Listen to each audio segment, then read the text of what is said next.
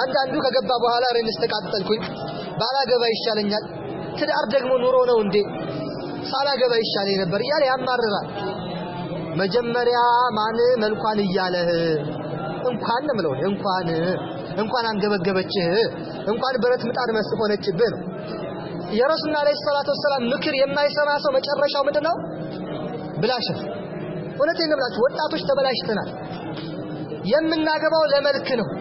በቃ እዚህ ቂራስ ሲቀራ ማሻአላህ ብለ የምታስበው አካል የጀማዓ ሰው ነው ብለ የምታስበው አካል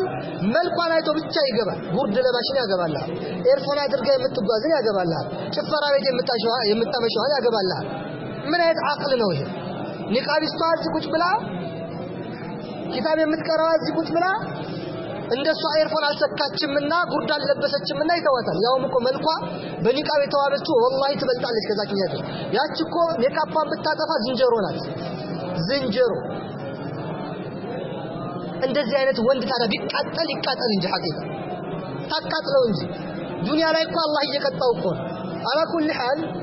ወጣቶች ናቸው አቃለው ነገ ከነገ ወዲያ መልክ ያላትን የምትመርጡት ግን ኒቃቢስቶችን መልክ አላቸው መስጊድ ያሉ እህቶቻችን ወላሂ ነው ብላችሁ ከምንም በላይ መልክ አላቸው